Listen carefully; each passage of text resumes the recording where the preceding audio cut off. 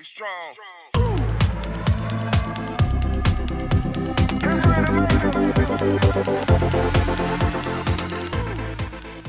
We all have those games and movies that we feel should be looked at through a more positive view. For me, it baffles me that a game such as the 3D fighting game known as Jump Force is seen in such a mediocre light. The game, published by Bandai Namco and developed by Spike Chunsoft, is a masterpiece of the highest caliber that should be compared to the likes of Super Smash Bros. Ultimate or Street Fighter 2, and I'm here to tell you why in detail. For those that are unaware, Jump Force is a fighting game crossover, including some of the largest names of the Shonen Jump publication.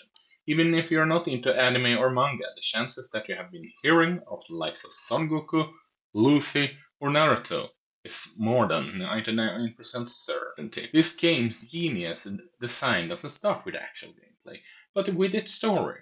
That's right, the game has a story, and it's a genius one. One that many script writers would even dream to think of. The game starts with the iconic villain Frieza wreaking havoc towards New York City with the minions known as Venoms. All around the world, villains from the Shonen Jump magazine has come to the real world and start taking over. It is up for the player-created avatar and all the heroes to stop the menacing villains that haunts the fans' nightmares at night. The story becomes even more intense when you realize that there is almost 50 characters scattered around the world that your avatar is allowed to interact with.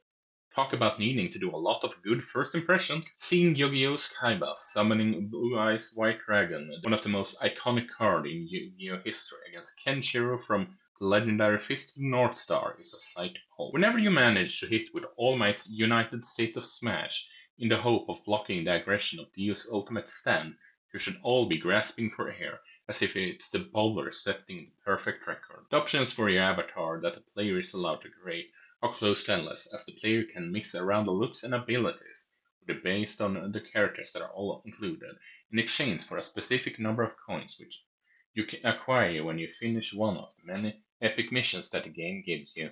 The way I prefer to style my avatar was to make mine into a hybrid of everyone's favorite bad boys, Sasuke Uchiha, Trafalgar Law, the Saiyan Prince Vegeta, causing it to become a Sooner-style character.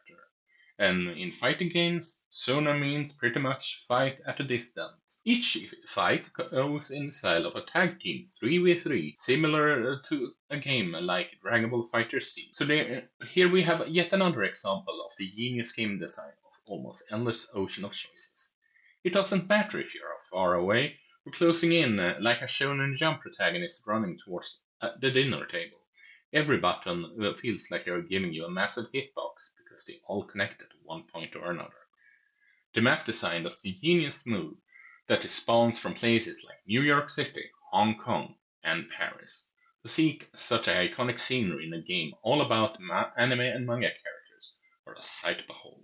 Granted, there are scenes from Whole Cake Arc, Namek, and Marineford, but nothing compares to the sight of the Golden Gate Bridge. The game is such a packet that all I can marvel on is the idea of what could come next.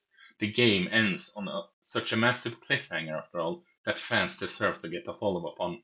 How can the genius minds at Jump Force come up with a continuation? The potential are endless. I can't really imagine it myself. Just a shame that Bandai Namco has listed such a marvelous experience that can engage several fandoms. There's only so much a person can do for the sake of defending such a classic, but I hope my thoughts came through in a proper fashion that left you all taken by storm. Happy April 1st, everyone!